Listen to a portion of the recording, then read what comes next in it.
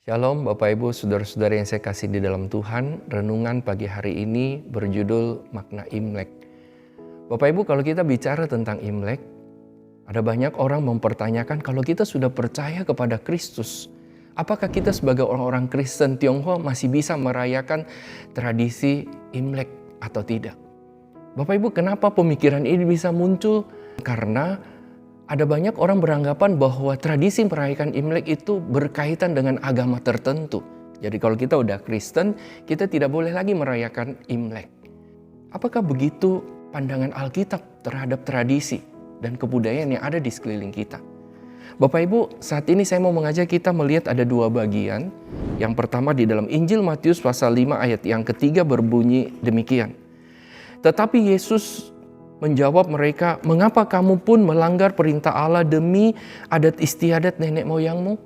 Yang kedua, Paulus di dalam Kolose pasal 2 ayat 8 mengatakan, "Hati-hatilah supaya jangan ada yang menawan kamu dengan filsafatnya yang kosong dan palsu menurut ajaran turun-temurun dan roh-roh dunia tetapi tidak menurut Kristus."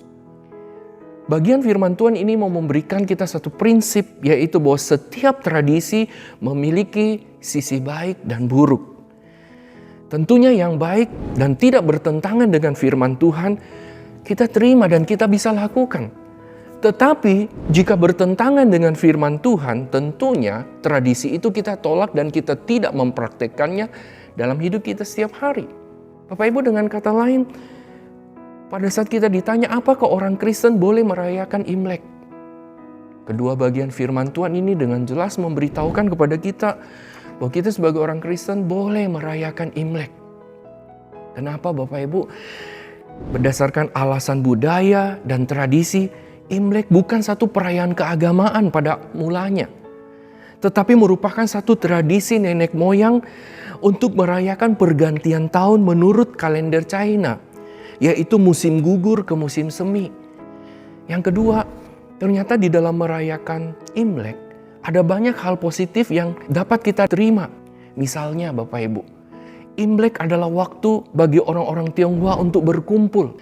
Dan melalui momen Imlek itu mereka mempererat persaudaraan mereka. Karena mungkin di tengah-tengah kesibukan mereka dan tempat yang berjauhan, persaudaraan mereka mulai renggang. Tetapi melalui momen Imlek itu mereka mempererat hubungan mereka sebagai saudara, sebagai keluarga dan sesama.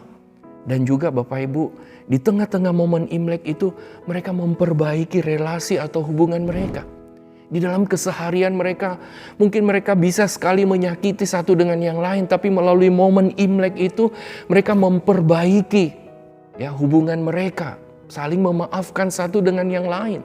Bapak Ibu, saya rasa ini adalah hal yang baik bagi kita sebagai anak-anak Tuhan juga.